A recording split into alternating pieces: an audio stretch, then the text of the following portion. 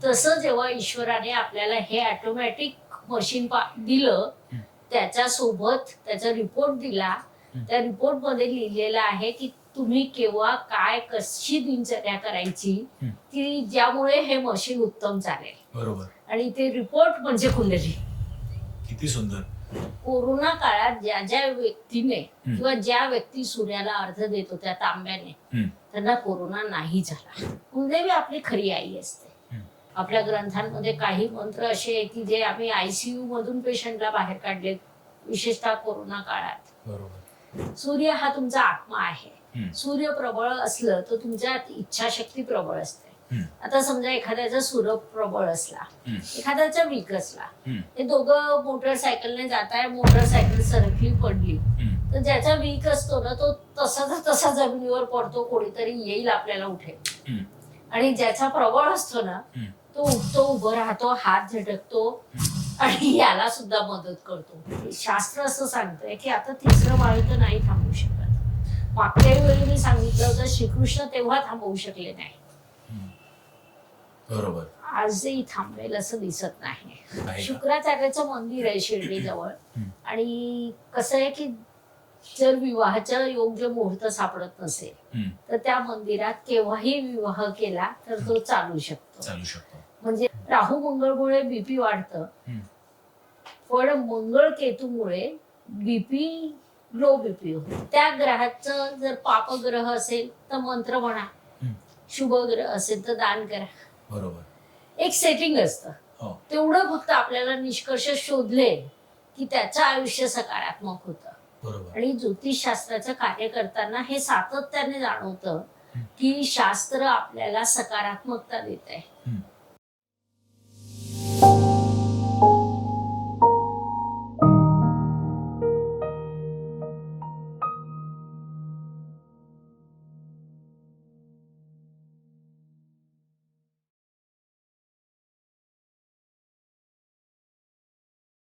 हाय, hello, नमस्कार, welcome back to इनोटॉक्स. इनोटॉक्सच्या आजच्या भागामध्ये आपल्यासोबत पुन्हा एकदा जळगाव स्थित आणि यूट्यूबवरती अतिशय नामांकित अशा ॲस्ट्रॉलॉजर ॲस्ट्रो गुरुमा ज्योती जोशी आल्या आहेत.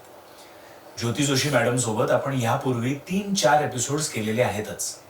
म्हणजे मागच्या वर्षी गुरुची अतिचार गती याबद्दल आपण अतिशय सुंदर एपिसोड इनोटॉक्स वरती प्रदर्शित केला होता आणि तो तुम्हाला आवडला देखील होता. गुरुदेव अतिचार होऊन 1 वर्ष सुद्धा झालं नाही आणि इतक्या घटना घडल्या आहेत.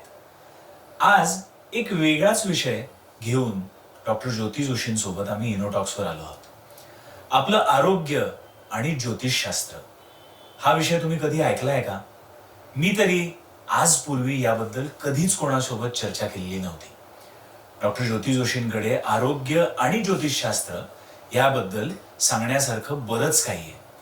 म्हणजे आपण जेव्हा जन्माला येतो तेव्हा आपली कुंडली बनते आणि कुंडलीमध्ये प्रत्येक घरामध्ये असलेले ग्रह ते आपल्या आरोग्याबद्दल काय सांगतात, काही खुणा सांगतात का, कुठल्या कुठल्या आयुष्याच्या टप्प्यामध्ये आपल्याला काय गोष्टींना किंवा काय संकटांना सामोरे जावं लागू शकतं याबद्दल देखील ग्रह सांगतात का, या आणि अशा अनेक प्रश्नांबाबत आपण आज या एपिसोडवरती चर्चा करणार आहोत.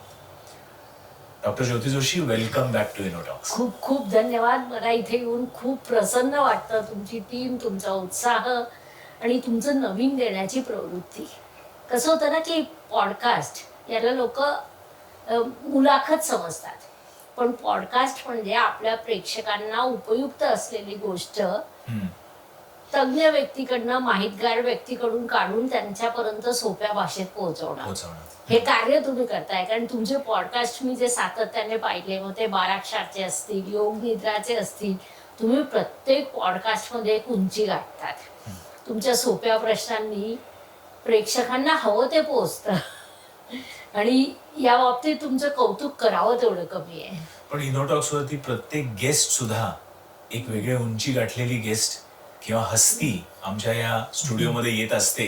म्हणून देखील साधे प्रश्न जरी असतील तरी त्याला विस्तार करून उत्तर सुद्धा आमचे गेस्टच देतात. त्यामुळे पुन्हा एकदा आभार. धन्यवाद. मॅडम, प्रश्न असा येतोय की आम्ही जेव्हा इनोटॉक्स ची सुरुवात केली मागच्या वर्षी, त्यावेळेला आमचा पहिला एपिसोड हा डॉक्टर वैभव मेहतांबरोबर आयुर्वेदाबद्दल झाला होता. आणि आयुर्वेदाबद्दल जेव्हा त्यांच्याकडनं आम्ही बऱ्याच गोष्टी ऐकल्या तेव्हा त्याच्यात लक्षात आलं की आयुर्वेद शास्त्रामध्ये लिहिलेलं आहे की आपलं जे हे शरीर आहे ते शरीर खरं तर आयुर्वेदिकरित्या आपण जगलो तर 120 वर्ष टिकू शकते की 120 वर्ष आपण जगू शकतो. तर ह्याबद्दल तुमचं ज्योतिषशास्त्राच्या नजरेतून काय म्हणणं?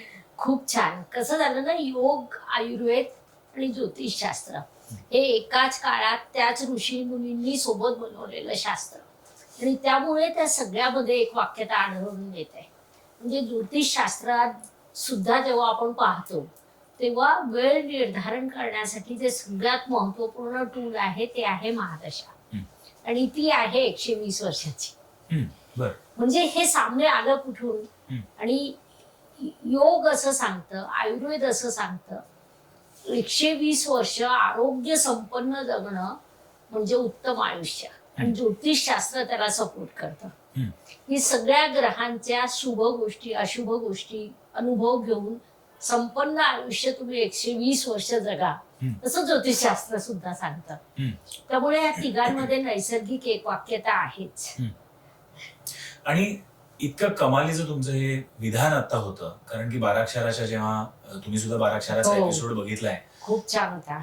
आणि डॉक्टर पेठे माधुरी पेठे मॅडम जेव्हा स्टुडिओमध्ये आल्या होत्या तर तेव्हा त्यांनी सुद्धा सांगितलं की 12 क्षारांपैकी असा प्रत्येकाला एक क्षार असा लागू पडत असतो की जो तुमच्या जन्म तारखेनुसार निश्चित केलेला असतो. त्याला ते बर्थ सॉल्ट असं म्हणतात. तर असा प्रश्न पडतो की जेव्हा आपण जन्मतो तेव्हा कुंडली तर बनते आणि कुंडलीच्या प्रत्येक घरामध्ये वेगवेगळे ग्रह जाऊन बसलेले असतात. तर नेमके तुमच्याकडे जेव्हा लोक येतात तेव्हा तुम्ही अशी काय गोष्टी बघत असता त्यांच्या कुंडलीमध्ये की जेणेकरून तुम्हाला त्यांच्या आरोग्याबद्दल अगदी स्पष्ट असं चित्रपटासारखं किंवा एखाद्या चित्रासारखं सगळं दिसून येतं की ह्या माणसाच्या आरोग्यामध्ये ह्या गोष्टी घडू शकतात? हे ना आम्हाला बघावं नाही लागत. ऋषी मुनींनी जी यंत्रणा विकसित केली आहे ती अशी केली आहे की समोर जातक बसलाय, हो. समोर कुंडली आली की ती आपल्याला सांगते प्रश्न काय आहे. ती बरोबर सांगते की या जातकाला हा प्रश्न असू शकतो. म्हणजे असं होत नाही की कुंडलीत आजार आले. होतं असं की तुम्हाला येणारे आजार कुंडली इंडिकेट करते. म्हणजे आता कुंडली या शब्दाला ची व्याख्या जर करायची झाली तर आपण असं करू शकतो की एखादी खूप मोठी मशिनरी आपण कोणत्या तरी देशाकडून आयात केली. त्या मशिनरी सोबत संपूर्ण रिपोर्ट होतं की या मशीन मध्ये केव्हा ऑइलिंग करायचं, केव्हा सर्व्हिसिंग करायचं, कोणता पार्ट कसा चालणार आहे. तसं जेव्हा ईश्वराने आपल्याला हे ऑटोमॅटिक मशीन दिलं त्याच्यासोबत त्याचा रिपोर्ट दिला. त्या रिपोर्ट मध्ये लिहिलेलं आहे की तुम्ही केव्हा काय कशी दिनचर्या करायची की ज्यामुळे हे मशीन उत्तम चालेल. बरोबर. आणि ते रिपोर्ट म्हणजे कुंडली. किती सुंदर. एखादं उदाहरण घेऊन किंवा नाव न घेता एखादी अशी केस सांगू शकाल का की जिथे तुम्ही जे आता आम्हाला सांगितलं की त्या कुंडलीमधले ग्रह किंवा त्या स्थितीनुसार घडलेल्या गोष्टी आरोग्याच्या नजरेतून खूप सांगता येतील, खूप सांगता येतील. होतं काय ना की जातक आला ना तर आम्हाला शास्त्र शिकतानाच एक शब्द दिला होता की हे शास्त्र निर्माण यासाठी झालंय की मानवी कल्याणासाठी निर्माण झालेलं शास्त्र. मग जातक काय प्रश्न विचारतोय, जातक तुमच्याकडे कशासाठी आला आहे याच्या पलीकडे जाऊन जेव्हा त्याची पत्रिका समोर येते तेव्हा ती आपल्याला सगळे विषय सांगायला लागते. मग आता कसं झालं ना की मध्यंतरी एक 40शीचा माणूस आला होता, डोळ्याखाली पूर्ण वर्तुळ, थकलेला, येऊन बसला. बोलायला सुद्धा त्याने 2-3 मिनिटं घेतली बोलणं सुरू करायला. तो करिअर संदर्भात विचारणा करायला आला होता, व्यापार विषयक वगैरे. मग कसं असतं पत्रिका आपण पाहतो तेव्हा लक्षात येतं की याचा चंद्र कुठेतरी बिघडला आहे, मनस्वास्थ्य हरवलेलं आहे, बीपी डिस्टर्ब आहे. मंगळ आणि राहू अर्ध्या मिनिटात ते सांगून टाकतात. याला जर यशस्वी व्हायचं असेल व्यवसायात तर अगोदर आरोग्य चांगलं पाहिजे. किंवा व्यवसायात यश मिळालं त्याचा आनंद घेण्यासाठी सुद्धा आरोग्य चांगलं पाहिजे. मग त्याला मी काही उपाय सांगितले. कारण एक नक्की आहे आपल्या समाजात आपल्या देशात आम्ही सांगितलेले उपाय लोक खूप प्रामाणिकपणे आणि खूप निष्ठेने करतात. मग तसं त्यांना काही लिहून दिलं, दिनचर्या असेल, काही योग, काही मंत्र, काही दान, की ज्याच्यामुळे त्याचं आरोग्य सकारात्मक होऊन गेलं. 2-3 महिन्यांनी जेव्हा ते आले तेव्हा एकदम फ्रेश चेहरा होता, डोळ्याखालची वर्तुळ गेलेली होती आणि आरोग्य चांगलं झाल्यामुळे व्यवसाय त्याचा ऑटोमॅटिक चांगला होतच गेला. म्हणजे याच्यात होतं काय ना, की सोपे मंत्र असतात. पत्रिकेत दिसतंय की तो एक्साइट कशामुळे होतोय. त्या ग्रहाचं जर पापग्रह असेल तर मंत्र म्हणा, शुभ ग्रह असेल तर दान करा. बरोबर. एक सेटिंग असतं. तेवढं फक्त आपल्याला निष्कर्ष शोधले की त्याचं आयुष्य सकारात्मक होतं. बरोबर. आणि ज्योतिषशास्त्राचं कार्य करताना हे सातत्याने जाणवतं की शास्त्र आपल्याला सकारात्मकता देत आहे. समाजात ती पेरणी आपल्याला करायचं कार्य आहे आणि ते आम्ही खूप मनापासून करतो आणि खूप आनंद मिळतो त्याच्यात. तुम्ही चंद्राचा विषय काढलात या केस थ्रू, म्हणून चंद्राविषयीच थोडस बोलूया. आता हे तर विज्ञानाने सगळं प्रूव्ह केलेलं आहे की पौर्णिमेच्या आसपास किंवा अमावस्येच्या आसपास चंद्राचा किंवा चंद्र असण्याचा किंवा चंद्र नसण्याचा आपल्या ह्या शरीरावर खूप फरक पडत असतो. आणि जसं म्हणतात की जे पिंडात तेच ब्रह्मांडात, आणि जे पिंडी ते ब्रह्मांडी, जे ब्रह्मांडी ते पिंडी, ते पिंडी उलट सुद्धा. तर त्याप्रमाणे चंद्र याचा आपल्या मनावरती किंवा आपल्या आरोग्यावरती कसा कसा फरक पडत असतो आणि तो कसा ओळखावा सर्वसामान्यांनी, म्हणजे आता हा पॉडकास्टच्या माध्यमातून आपल्याला आपले पूर्वज सांगून दिले, मन चंगा तो कसोटी पे गंगा. ज्याचं मन चांगलं असेल तो कुठेही यशस्वी होतो. आणि तुमचं मन म्हणजे चंद्र. चंद्राच्या स्थितीवर तुमचं मन ठरतं आणि तुमच्या मनाच्या स्थितीवरून पत्रिकेतला तुमचा चंद्र ओळखता येतो. मग जर तुम्हाला अमावस्येला एक्साइट होत असेल, पौर्णिमेला एक्साइटमेंट होत असेल, किंवा ग्रहण काळात तुम्ही डिस्टर्ब होत असाल, ग्रहण काळात तुमचे निर्णय चुकीचे होत असतील, तर कुठेतरी पत्रिकेत चंद्र दुर्बळ असतो. मग त्याच्यावर सिंपली चंद्राचे मंत्र म्हटले, चंद्रप्रकाशात 10 मिनिटं बसलो, ती सकारात्मकता निर्माण होतं. आणि मंत्र खूप कठीण नसतात. ओम सा सोमाय नमः एवढं चंद्राचं मंत्र आहे. चंद्राचं अजून एक वैशिष्ट्य आहे, चंद्र पाण्याचं कारकत्व घेऊन आहे आणि पाणीमध्ये ऍब्सॉर्ब करण्याची शक्ती ही जगात सगळ्यात जास्त आहे. म्हणजे इतर कोणत्याही माध्यमातून जे आपण ऍब्सॉर्ब करू शकत नाही ते पाण्याच्या माध्यमातून होतं.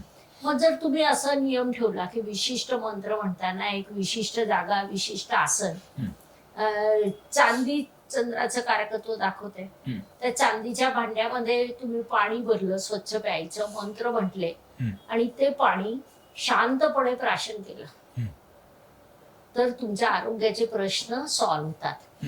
तुम्हाला पुढच्या महिन्यात पुन्हा अमावस्या येणारच असते. तुम्ही एक डायरी मेंटेन करा. म्हणजे प्रेक्षकांनी ज्यांना ज्यांना अमावस्येला आणि पौर्णिमेला त्रास होतोय त्यांनी डायरी मेंटेन करायची, हा उपाय करायचा आणि पहिल्या अमावस्येला, दुसऱ्या अमावस्येला आणि तिसऱ्या अमावस्येला तुमच्यात काय फरक पडला तो तुम्ही तुमचा लिहून काढायचा. तुम्हाला लक्षात येईल की चंद्र तुमच्यासाठी काय करू शकतो. बरोबर. आता फ्लॅट सिस्टीम आहे, दाटीवाटीची घरं आहे, चंद्र प्रत्यक्ष दिसेल किंवा नाही पण दिसणार, तो असतो आकाशात. बरोबर. तो त्याचं कार्य करत असतो. तुम्ही फक्त मोकळ्या प्रकाशात जा, 10 मिनिटं शांत बसा, समोर पाणी घ्या, मंत्र म्हणा आणि ते पाणी प्राशन करा. म्हणजे कुठेतरी चंद्राची किंवा कुठल्याही या ग्रहांची ऊर्जा आपल्यावरती काम करत असते, याच्यातनं हे स्पष्ट दिसतं. हो, ऊर्जा निर्माण होत नाही, ऊर्जा डिस्ट्रॉय करता येत नाही. बरोबर. ऊर्जा कन्वर्ट होते, बदलता येते. बरोबर. ऊर्जेचं रूपांतरण होतं. बरोबर. मग ज्यावेळी आपण ते पाणी चंद्रप्रकाशात ठेवतो, ते पाणी ऊर्जा ऍब्सॉर्ब करतं, ते पाणी आपण ग्रहण करतो आणि ती ग्रहण केल्यावर ती ऊर्जा आपल्याला प्राप्त होते आणि म्हणून चंद्रबळ प्राप्त होतं. खरं तर माझ्या प्रश्नाचं डिटेल उत्तर तुम्ही दिलं नाही. आता तसंच बघितलं तर चंद्र आणि तुम्ही चांदी याच्याबद्दल सुद्धा आता नातं सांगितलं. बहुतांशी असं दिसतं की पूजेच्या वेळेला जेव्हा आपण प्रसाद देतो, देवाला प्रसाद देतो, ठेवतो, तेव्हा तिथे आपण चांदीच्या भांड्यामध्ये पाणी ठेवलेलं असतं आणि ते पाणी थोडं थोडं आपण पित असतो. अशा अनेक परंपरा आहे आपल्या घरांमध्ये, अनेक परंपरा. पण ह्याचं पण आरोग्यासाठीच असतं येस, का? होय. अजून त्याच आठवलं मला पर्याय अजून एक. पूर्वी आपण पाहत होतो लहान मूल घरात असलं ना की त्याला चांदीचं गळ्यात चेन किंवा अंगठी किंवा पायजेब किंवा हातातले नक्की घातले जायचे. लहानपणी बालक असतात, आरोग्याचे प्रश्न निर्माण होऊ शकतात, म्हणून प्रत्येक लहान बालकाला पहिले चांदी घातलेली असायची. ते आईचं संरक्षण असतं. चंद्रमातेचा पण कारक आहे. म्हणजे आरोग्य हा प्रश्न जिथे सुरू होतो तिथून चंद्र प्रथम आहे. सगळ्यात पहिला चंद्र. ठीक आहे, आपण सूर्य मानतो आहेच, मान्य, पण सगळ्यात प्रथम चंद्र मातेचा कारक, चंद्र पाण्याचा कारक, चंद्र चांदीचा कारक. या सगळ्यांचं एकात्मिक रूप आपल्या समाजात अशा पद्धतीने आपल्याला मिळतं की आपलं आरोग्य सुदृढ होऊ शकतं. फक्त आपण त्या परंपरा पाळल्या पाहिजे. आपल्या देवघरात असायचं चांदीचं भांड असायचं किंवा तांब्याचं असायचं. बरोबर. दोन्ही आपापल्या जागी वेगवेगळं महत्व ठेवून आहेत. पण त्यातून जी ऊर्जा मिळत होती, अगदी लहान मुलं खेळता खेळता सहज ते तीर्थ प्राशन करायची. बरोबर. आणि आपल्याला माहिती होतं ते तीर्थ आपण असं टाळूला लावत होतो. म्हणजे कोणी शिकवलं नव्हतं, पण लहानपण जर आमच्या पिढीचं तरी आम्हाला आठवतं की आईने आजीने तेच दाखवलेलं. आणि अगदी अलीकडच्या काळामध्ये इनोटॉक्स वरती सुद्धा जेव्हा एक गेस्ट आल्या होत्या, नमिता दापके म्हणून, तर तेव्हा त्यांनी ना एक कोविडच्या काळामध्ये त्यांच्या गुरूंनी दिलेला एक धन्वंतरी मंत्र दिला होता. आणि तो धन्वंतरी मंत्र त्यांच्या गुरूंनी सुद्धा एका भांड्यामध्ये पाणी घेतलेलं असेल तर बोट बुडवून तो मंत्र साधने थ्रू त्याला चार्ज करून मग ते पाणी पिऊन पाणी प्यायला सांगितलं होतं. म्हणजे मंत्रांमध्ये सुद्धा ताकद आहेच. मंत्रांमध्ये प्रचंड आरोग्यासाठी सगळ्यात जास्त. म्हणजे आता तुम्ही कोरोनाचं सांगितलं म्हणून मी सांगते, कोरोना काळात ज्या ज्या व्यक्तीने किंवा ज्या व्यक्ती सूर्याला अर्घ देत होत्या तांब्याने, त्यांना कोरोना नाही झाला. आता आपण हे ओपनली सांगतोय, लाखोने प्रेक्षक ऐकतात. बरोबर. ज्या व्यक्तींनी त्या काळात रेग्युलर सूर्याला अर्घ दिलं, काय व्हायचं, तांब्या हातात तितक्या वेळ राहायचा. आपण सूर्याला अर्घ देताना हात वर करतो, आपले डोळे, पाणी आणि सूर्याची किरण, बरोबर, तिथून जी ऊर्जा येत होती, तर अशा व्यक्तींना कोरोना झालाच नाही, मला सुद्धा झाला नाही. बरोबर. आणि वैज्ञानिकांच्या दृष्टिकोनातून सुद्धा बघितलं तर, किंवा अगदी आता परत विज्ञानाने ते प्रूव्ह केलेलं आहे की तांबा म्हणजे कॉपर, ह्या कॉपरचा इंटेक समजा आपल्या बॉडीमध्ये चांगला असेल तर ते अक्षरशः अँटीबॅक्टेरियल किंवा जंतू मारण्यासाठी त्याचा खूप उपयोग होतो. आणि हे खरं तर आपल्या परंपरेमध्ये सुद्धा लिहिलेलं होतं. एक प्रश्न असा येतोय की चंद्र आणि वुमन्स हेल्थ याच्यावरती सुद्धा बरंच विज्ञानाने प्रूव्ह करून ठेवलेलं आहे. आणि अलीकडच्या काळामध्ये PCOS असो किंवा अनएक्सप्लेन्ड इन्फर्टिलिटी असो, अशा बऱ्याच गोष्टी घडतात. तर तुमच्या ह्या ज्योतिषशास्त्राच्या कारकिर्दीमध्ये अशा काही केसेस तुमच्याकडे आल्या होत्या का की PCOS झाला होता आणि किंवा संतती होत नव्हती आणि त्यासाठी मग तुम्ही योग्य तो मार्ग सांगितलात आणि त्याच्याने प्रॉब्लेम्स सॉल्व्ह झाले? काय झालंय ना की अलीकडची जी दिनचर्या, लाईफस्टाईल, अनेक केसेस येतात संततीसाठी. कितीतरी कपल आमच्याकडे असतात. काय होतं, लग्न उशिरा, त्याच्यानंतर लग्नानंतर नियोजन, प्लॅनिंग आणि मग संततीचा विचार, नैसर्गिक योग गेलेले असतात.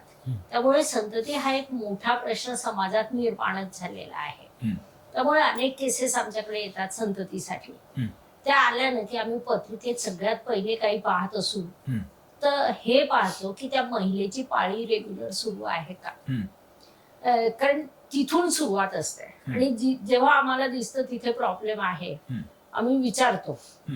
त्या म्हणतात हो प्रॉब्लेम आहे, कारण त्यासाठी आपल्या पत्रिकेत स्वतंत्र ग्रह आहे, शुक्र आहे, चंद्र आहे. राहूचा इम्पॅक्ट जर या दोन ग्रहांवर आला, तो काळ महादशेने अंतर्दशेने एकत्रित झालेला असला किंवा गोचरने प्रभाव दिसत असलं तर त्या काळात त्या महिलेची पाळी रेग्युलर नसते. मग आम्ही सुरुवातीला 2 महिने तिला हीच ट्रीटमेंट देतो. जसं मी आता तुम्हाला सांगितलं की ते पाणी ग्रहण करा, तुमचं मानसिक आरोग्य बरोबर होईल, तसंच ती ट्रीटमेंट दिली. काही खूप कठीण नसते. मंत्रदान हेच किंवा असंच जलग्रहण वगैरे पाळी प्रथम रेग्युलर होते आणि ती पत्रिकेत स्पष्ट दिसते. पाळी रेग्युलर झाल्यानंतर मग आम्ही संततीसाठी उपाययोजना सुरू करतो. पण मग त्यावेळेला आणि पुढचा प्रश्न खरं तर असा आहे की जसं तुम्ही बायकांना सुद्धा काउन्सिलिंग करता संततीसाठी, तसं पुरुषांच्या पत्रिकेमध्ये सुद्धा काही वेगळे ग्रह दिसतात का? आणि हे जे ग्रह दिसत असतात दोघांच्याही केसमध्ये संततीच्या दृष्टिकोनातनं, ती महादशा असो किंवा ग्रहाची अंतर्दशा असो, त्याच्यानंतर ते जाताना सुद्धा दिसतात, म्हणजे उपाय न करता सुद्धा जातात का? उपाय न करता सुद्धा जातात, कारण की तो होणारा त्रास हा त्या विशिष्ट काळासाठी असतो. मग काळ संपला की त्रास संपतो. मग कधी कधी काय होतं ना, संततीचा प्रश्न जेव्हा असतो तेव्हा आम्ही दोघांच्या पत्रिका घेतो, स्त्रीची पण आणि पुरुषाची पण. कारण दोघांच्या पत्रिकेत योग असताना घटना घडण्याची शक्यता जास्त असते. मग तसा काळ आम्ही शोधतो. बरोबर. कारण निसर्गामध्ये काही काळ असे असतात, नक्षत्रातले विशिष्ट पार्ट असे असतात की जे प्रोडक्टिव्ह असतात. त्या काळात जर नवीन क्रिएशन करायचं असलं तर ते यशस्वी होतं. मग त्या दोघांच्या पत्रिकेत जेव्हा सेम काळ मिळतो, तो काळ आम्ही निर्धारित करून त्यांना तो काळ शोधून देतो की त्यांच्या संततीचा प्रश्न सॉल्व्ह व्हावा. या पद्धतीने ते होतं. तेव्हा दोघांच्या पत्रिका बघितल्या जातात. आणि कधी कधी कसं होतं, जे आता मी तुम्हाला सांगितलं की अलीकडे काय चाललंय, लग्न 30ला होतं, म्हणजे 25 पर्यंत शिक्षण, मग करिअर, मग लग्न, मग त्याच्यानंतर वय वाढलेलं असतं, योग येऊन गेलेले असतात. मग जर त्या 2 पत्रिकांमध्ये जर आम्हाला योग सापडला नाही संततीचा, कारण योग येणं म्हणजे पंचमेश, सप्तमेश, लग्नेश आणि लाभेश यांचं पैकी एखादा ग्रह तरी त्या काळात सकारात्मक उपस्थित असणं, महादशेत किंवा अंतर्दशेत. बरोबर.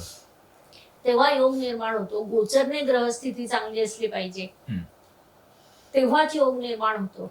मग ही जेव्हा सगळी स्थिती असते तेव्हा आम्हाला दोघांच्या पत्रिकेत अभ्यास करून विशिष्ट काळ निवडून त्यावर त्या पद्धतीने उपाय करता येतो, प्रयत्न करता येतो.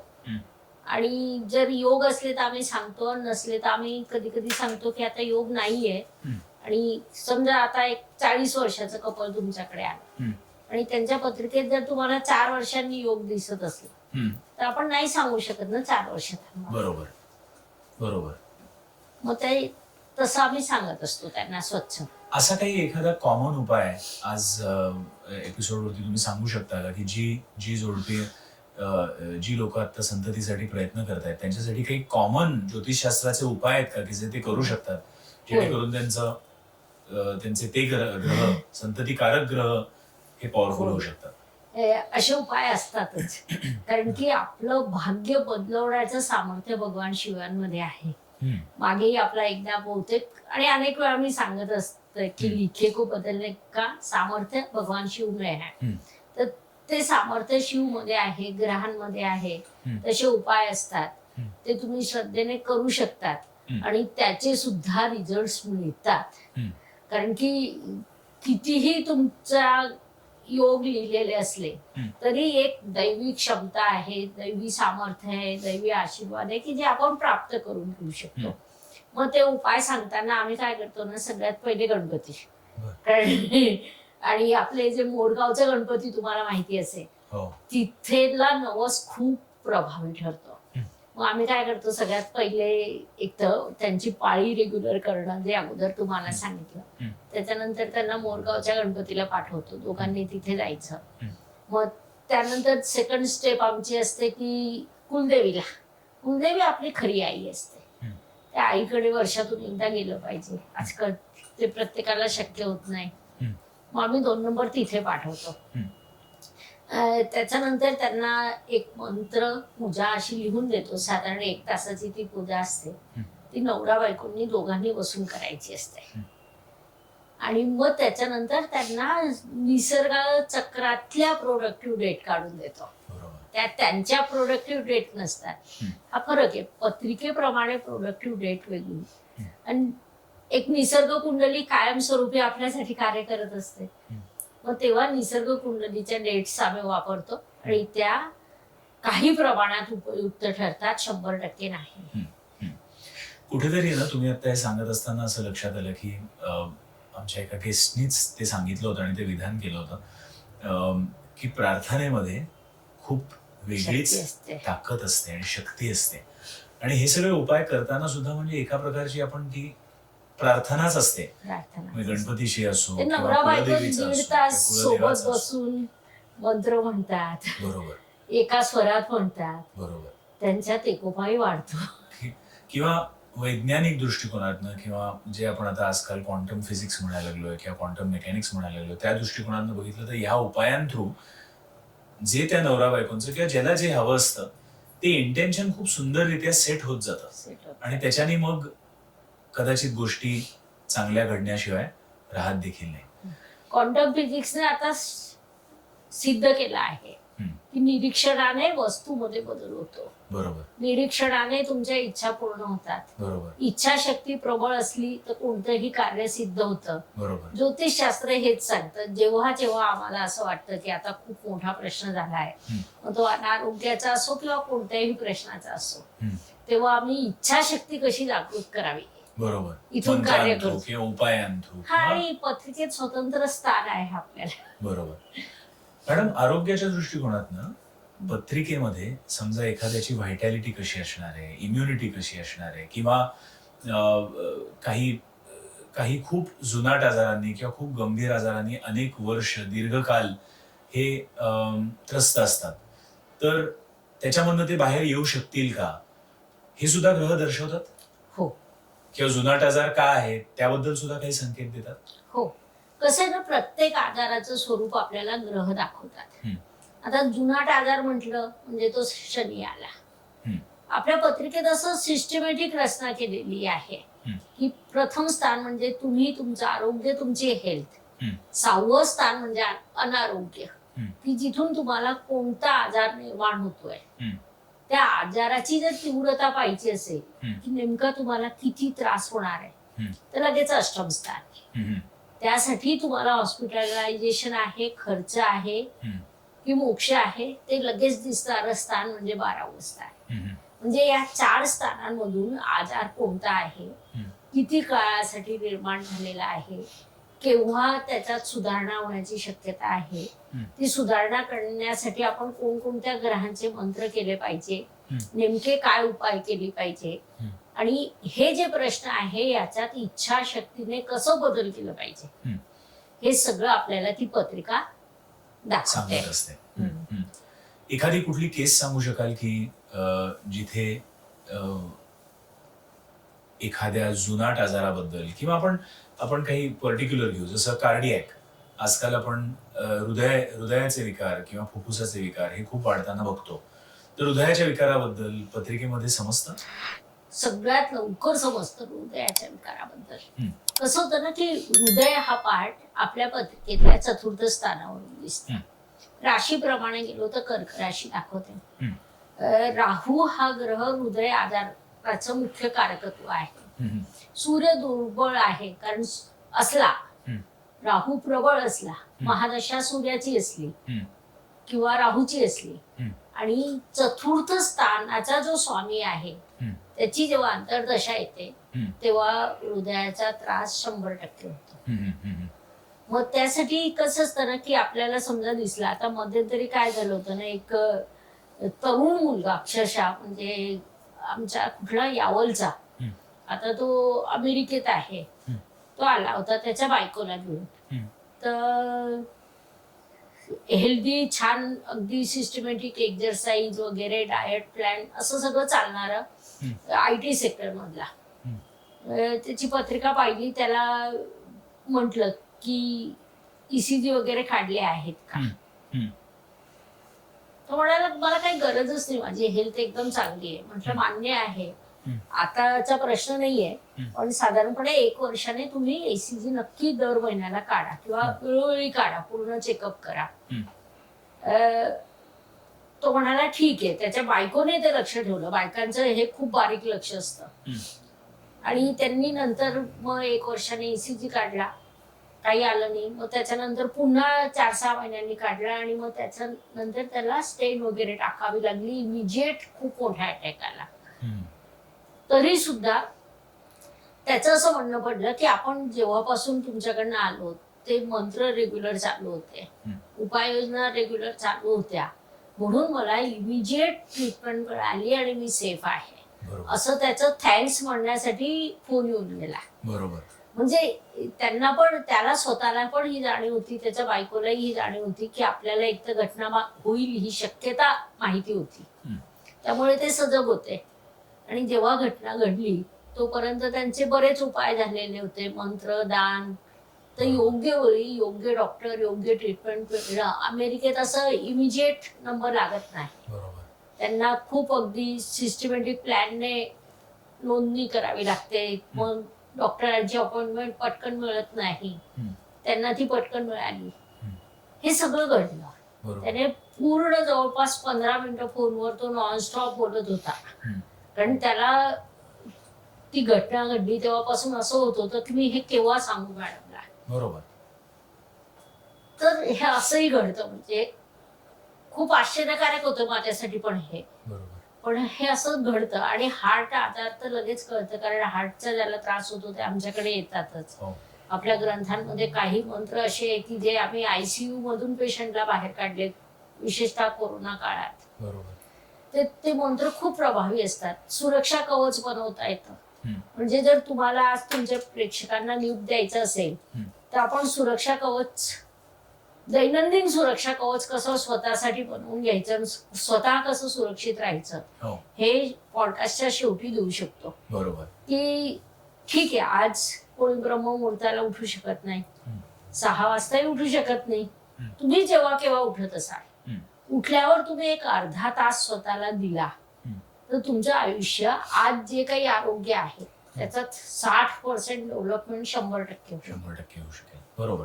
मॅडम, तुम्ही हृदय विकाराची एक अशी केस सांगितली जिथे तुम्ही पूर्वसंकेत दिला आणि दुर्दैवाने त्या व्यक्तीला म्हणजे पुढे तो अटॅक आला आणि गोष्टी घडल्या आणि तो बराच सुदैवाने सांगितलेलं होतं तर बरं झालं, असं त्याचं फोनवरचं वाक्य आहे माझ्याकडे. हो, म्हणजे सुदैव असं की तुम्ही त्याला गायडन्स दिला, दुर्दैव असं की तो अटॅक त्याला जावं लागलं.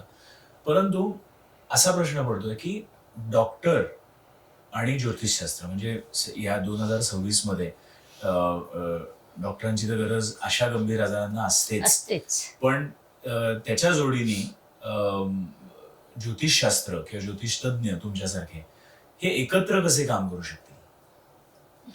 हा ना खूप मोठा प्रश्न आहे. याच्यासाठी जनरली ज्योतिषी हे सकारात्मक असतात. होतं कसं ना की दोन्ही पार्ट्यांनी किंवा दोन्ही व्यक्तींनी विचार केला तर एकोप्याने खूप चांगलं काम होऊ शकतं. माझ्याकडे काही डॉक्टर्स असे सुद्धा आहेत की जे स्वतः सुद्धा मला गायडन्स घेऊन ऑपरेशन्सच्या तारखा ठरवतात, पण ते हे जाहीर करत नाही, कारण की त्यांना असं वाटतं की हा आपण जाहीर केलं तर कुठेतरी एक नकारात्मकता येईल. म्हणजे एक डॉक्टर तर असे आहेत की जे रोजचे ऑपरेशनसाठी माझ्याकडनं वेळा घेतात. ह्या वेळांमध्ये काय बघता तुम्ही, म्हणजे कुठलंही कार्य करण्याच्या आधी? कारण की मला का प्रश्न पडला, खूप जण असे असतात की जे दिवसाच्या कुठलाही निर्णय घेताना राहू काळ बघतात आणि म्हणतात राहू काळ कधी येतो त्या दिवसामध्ये, आणि तो त्यावेळेला असेल अर्धा तास 1 तास, काय जो काळ असतो 1.5 ते 2 तासच्या मध्ये असतो तो, तेव्हा ते निर्णय घेत नाही. तसं तुम्ही ह्या वेळेला काय बघता आणि असं काय राहूचं, म्हणजे राहू काळ का बघितला जातो? राहू काळ आहे आणि ऑपरेशन जेव्हा विषय येतो तेव्हा मंगळ खूप महत्वाचा ठरतो. मंगळ रक्ताचा कारक आहे, मंगळ एक्साइटमेंटचा कारक आहे, त्यामुळे ऑपरेशन यशस्वी करण्यात मंगळाचं स्थिती प्रॉपर असतं खूप गरजेचं आहे. ते आम्ही बघत असतो. मंगळ आणि चंद्र हे प्रॉपर असले पाहिजे, मंगळ आणि राहूचा योग प्रॉपर पाहिजे, रवी मंगळ प्रॉपर पाहिजे. रवी हा तुमच्या आरोग्याचं मुख्य कारकत्व रवीकडे आहे. तर हे सगळं पाहून व्यक्तिनिशी ते बदलतं. त्याला एकच एक नियम नाहीये, नाही तर मी तो नियम सांगितला असता. तो प्रत्येक पत्रिकेला वेगळा नियम आहे. बरोबर, कारण की प्रत्येकाची पत्रिका वेगळी असते. काही असे आजार काढले होते की ग्रह आणि शरीर याचा संबंध तर आहे, हे तुम्ही आता अनेक एक्झाम्पल्स मधून दाखवत आलात.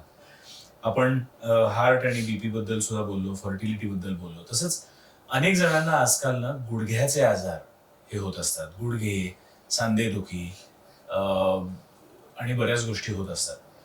तर बोन्स आणि गुडघे याचं आणि ज्योतिषशास्त्राचं काय रिलेशन आहे? गुडघे हे मुख्यतः शनिदेवांच्या अखत्यारीत येतात.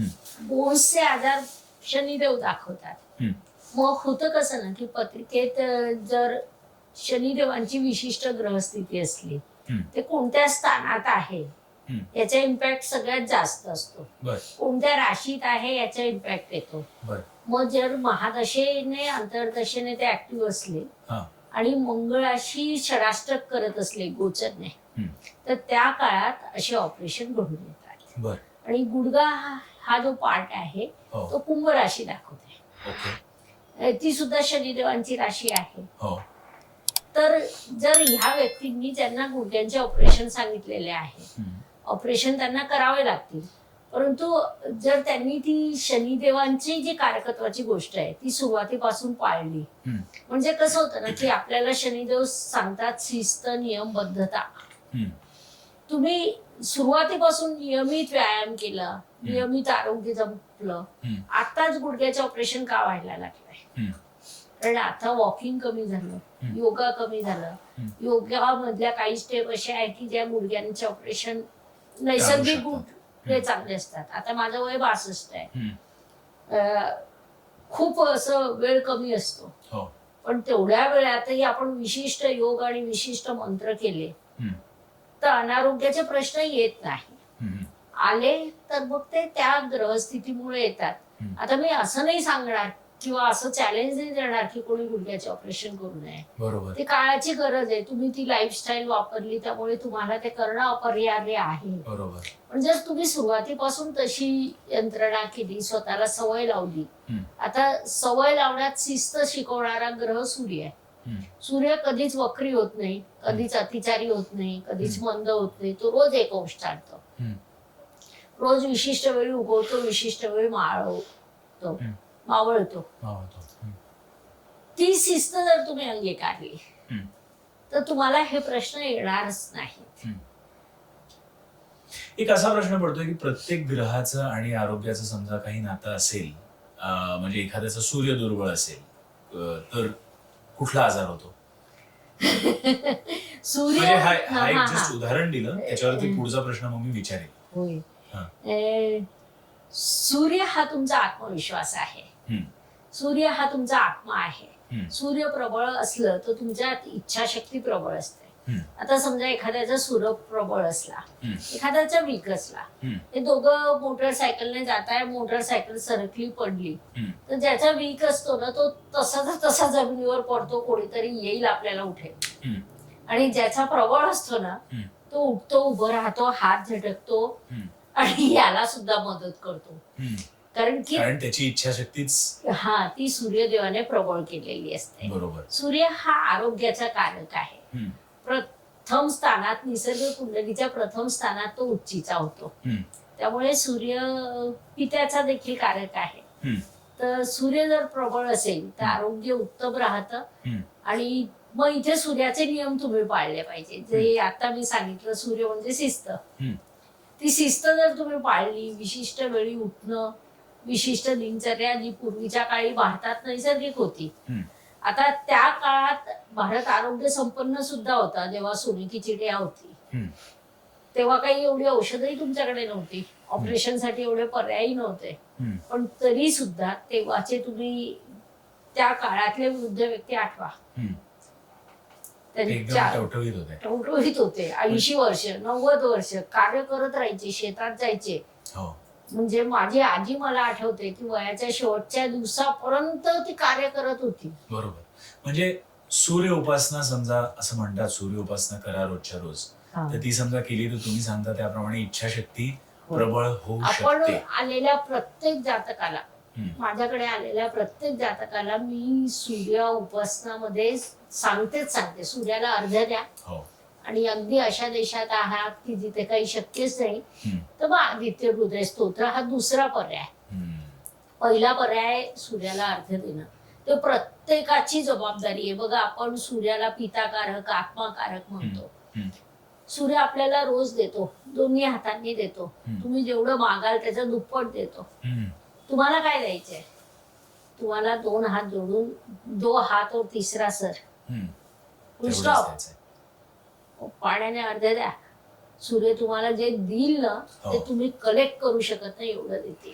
जसं आपण सूर्याबद्दल बोललो, चंद्राबद्दल मगाशी बोललो, तसं बाकीच्या ग्रहांबद्दल सुद्धा सांगाल? म्हणजे आता मी ऐकलं होतं की शनीची महादशा जेव्हा येते त्या महादशेमध्ये अनेक संकटांना सामोरं जायला लागू शकतं. हा एक असं मी ऐकलंय. आता आरोग्याच्या शनीला दृष्टीने काळपुरुषाचं दुःख म्हणतात. बर काय होतं ना की शनी संधिवात, हाडदुखी, हाडांची दुखी. हा. गुडघे हम्म. या सगळ्यांचं कारकत्व त्याच्याकडे आहे. हम्म. मग होतं काय ना, तुम्ही तुमची दिनचर्या तशी बिघडवलेली असते हम्म. आणि शनी हा न्यायाधीश आहे. हम्म. तो प्रत्येक गोष्टीला न्याय देतो. हम्म. तो चांगलं किंवा वाईट देत नाही. हम्म. तुम्ही जी दिनचर्या सांभाळली, तुम्ही जी तुमच्या शरीराची काळजी घेतली, एवढं हम्म. सुंदर यंत्र ईश्वराने तुम्हाला दिलं, हम्म. त्याची तुम्ही जी देखभाल घेतली, हम्म. त्या देखभालीचं फळ शनिदेव तुम्हाला देतात. हम्म. तुम्ही उत्तम सांभाळलं असेल तुमच्या शरीराला हम्म. तर शनिदेव तुम्हाला उत्तम देते. हम्म. मग आता इथे काय होतं ना, दृष्टी हा विषय येतो. हम्म. शनिदेवांची दृष्टी जर तुमच्या राशी स्वामीवर असेल, हम्म.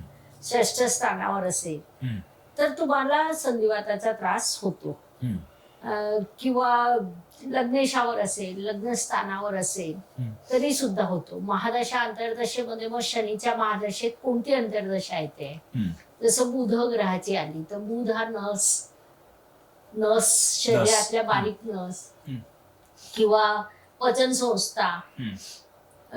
तुमचं श्वसन क्रिया, हम्म. या सगळ्यांशी कारकत्व बुधाकडे आहे. हम्म. मग शनीच्या महादशेत बुधाची अंतर्दशा आली की ते सगळे अनारोग्याचे प्रश्न रांगेने सुरू होतात. पचन संस्था बिघडते. हम्म. पोट बिघडलं की सगळे आजार एका पाठी एक सुरू होऊन जातात. हम्म. गुरु असलं आणि शनी असलं तर वजन वाढायला सुरुवात होते, साखर वाढून जाते. हम्म. शनीच्या महादशेत मंगळाची अंतर्दशा आली, त्याचा राहूशी कुठेतरी संबंध आला की बीपी सुरू होऊन जातं. हम्म. मग ते कायमस्वरूपी सुरू राहतं. हम्म. म्हणजे शनी सोबत जो येणारा दुसरा ग्रह आहे, हम्म. ज्याची अंतर्दशा आहे, हम्म. त्या दोघांचा जेव्हा योग येतो तेव्हा त्याला अनुसरून आजार निर्माण होतो. अच्छा. पण आणि मग शनीला समजा स्वस्थ ठेवायचं असेल, म्हणजे शनीची कृपा आयुष्यावर पाहिजे असेल जेणेकरून आरोग्य चांगलं राहील, तर मग शनिवारचं हनुमानाला जावं का काय? म्हणजे काय उपाय सगळ्यांसाठी? हनुमानजी तर सगळ्यात उत्तम उपाय आहे, शनीला पण आणि मंगळाला पण. हम्म. दोघांना खुश करण्यासाठी सर्वात उत्तम म्हणजे हनुमानजींची सेवा. हम्म. म्हणजे हनुमानजींनी शनिदेवांना बांधून ठेवलं होतं शेपटीने. हम्म. हम्म. मग शनिदेव घाबरले हम्म. आणि मग हनुमानजींना त्यांनी वचन दिलं की तुमच्या भक्तांना मी त्रास देणार नाही. हम्म. हम्म. आणि म्हणून मग हनुमानजींच्या भक्तांना शनिदेव त्रास देत नाही. म्हणजे आरोग्याच्या दृष्टिकोनातनं हा, शनी ते आणि उपयुक्त मंगळ आहे. त्यासाठी हनुमानाची उपासना करावी. हो, मंगळासाठी तर आहेच, कारण मंगळाची ऊर्जा, राग, संताप हम्म. जेव्हा ती चुकीच्या वाटेने जाते तेव्हा त्याला नियंत्रित करण्याचं कार्य हनुमानजी करतात. कारण सगळ्यात जास्त ऊर्जा कुणात असेल तर ती हनुमानमध्ये आहे. हम्म. आणि त्या हनुमानाने स्वतःला शिस्त लावली, त्याने नियंत्रित केलं. हम्म. जेव्हा समुद्रावरून उंच उडी मारून लंकेत जायचं होतं तेव्हा त्यांना जेव्हा आठवण दिली जांबवंतांनी तेव्हा ते गेले. हम्म. म्हणजे तुमच्यात किती ताकद आहे, तुमच्यात किती ऊर्जा आहे, ती योग्य मार्गाने तुम्ही वापरा. हम्म. हे जे शिकवतात ते हनुमानजी शिकवतात. आणि शनी शिस्त सांगतात, त्यामुळे हो. हनुमानाची म्हणजे समजा आपल्या तुम्ही दिनचर्या शेवटी सांगणारच आहात की काय शनी आपण मंगळ करायचं. दोघं शुभ करण्याचा मार्ग हनुमानजी. हनुमानजी. शनी जसं शिस्त दाखवतो तसं मंगळाचं काय मंगळाचं असतं? काय असतं ना, मंगळ ऊर्जेचा कारक आहे, रक्ताचा कारक आहे. मंगळ हा सेनापती आहे, हा. अग्रेसिव्ह आहे, धडाडी आहे, कर्तृत्व आहे. पण या कर्तृत्वाची दिशा चुकली, ऊर्जेची दिशा चुकली की तुमच्यावर नकारात्मक प्रभाव होतो, हम्म. की जो या मंगळामुळे होण्याची शकतो. शक्यता असते. पण मंगळाने रक्त तुम्ही म्हणाल. हा, हम्म. मग त्याच्यामुळे बीपी पण प्रॉब्लेम येतो ना. बरोबर. त्याला तुम्ही योग्य दिशा दिली हम्म. की मग मंगळ सुद्धा सकारात्मक राहतो, बीपीचा प्रश्न निर्माण होत नाही. आता आमच्याकडे जर असा पेशंट आला, क्लायंट आला की त्याच्या पत्रिकेत दिसतंय की हा प्रश्न निर्माण होऊ शकतो, मंगळामुळे त्याचं बीपी डिस्टर्ब होऊ शकतं, मग आम्ही त्यांना ती सवय लावायला सांगतो की कधीही रिॲक्ट होऊ नको. कोणत्याही विषयावर बोलण्यापूर्वी मग सोपे मार्ग आहेत आपल्या ग्रंथांमध्येच दिलेले. एक तर श्वसन घे, श्वास घे, श्वास सोड, मग बोल. मग 4, 8, 12 सेकंदाचा पर्याय. हो बरोबर. म्हणजे असे एकदम सोपे पर्याय असतात ते, किंवा शिव स्वरोदय नाडीचे पर्याय असतात. असे सोपे पर्याय आम्ही त्यांना सांगतो. आणि मग त्याच्यामुळे काय होतं ना, हळूहळू त्यांची रिॲक्ट करण्याची पद्धत कमी होते आणि मग त्यांची ऊर्जा सकारात्मक होते. काय होतं ना, एका क्षणाचा राग माणसाला खूप डिस्ट्रॉय करतो. आपण जगामध्ये काय चाललंय ते बघतोच आहे, सध्या रागाच सगळं सुरुवात आहे. तो विषय खूप वेगळा होईल. पण कसं झालं ना की हे व्हायलाच नको होतं. जसं मागच्या वर्षी आपण गुरुच्या अतिचार गतीत बोललो होतो, त्याच घटनाक्रमाने घडतायत. बरोबर. गुरुदेवांची अतिचार गती. गुरु म्हणजे आपल्याला सत्सद विवेक बुद्धी देणारा ग्रह. आज ते मिळत नाहीये. मंगळाचा राग आहेच. आणि ही घटना घडवणारे जे डोनाल्ड ट्रम्प, त्यांची शपथविधी कुंडलीच्या वेळी आपला विषय झाला होता की मेष लग्नाची कुंडली आणि लग्नेश मंगळ नीचीचा होता. त्यांचा जन्म ग्रहणाजवळचा, किंवा त्याच्यामुळे सुद्धा ते योग्य निर्णय नाही घेऊ शकत आहे. परवा त्यांनी मग शेवटी धार्मिक आधारही घेतला. आता त्यांनी सगळ्या धर्मगुरूंना बोलवलं, सकारात्मक बाब केली की ठीक आहे, प्रत्येक धर्माचे काहीतरी मंत्र असतील, त्यांनी ते जरी केलेलं असलं आणि त्याच्याने जरी सकारात्मकता झाली तर हा. पण कसं होतं ना की एवढ्या ज्या लहान मुली गेलेल्या आहेत शाळेच्या, त्यांची तर काही चूक नव्हती. बरोबर. त्याचा जो दुष्प्रभाव आलेला आहे, आपण म्हणतो कर्मकारक शनिदेव आहे, हे शास्त्र असं सांगतंय की आता तिसरं महायुद्ध नाही थांबवू शकत. मागच्याही वेळी मी सांगितलं होतं, श्रीकृष्ण तेव्हा थांबवू शकले नाही. बरोबर. आजही थांबेल असं दिसत नाही. म्हणजे कुठेतरी कर्मसिद्धांत हे सुद्धा आपल्या आयुष्यामध्ये प्रत्येक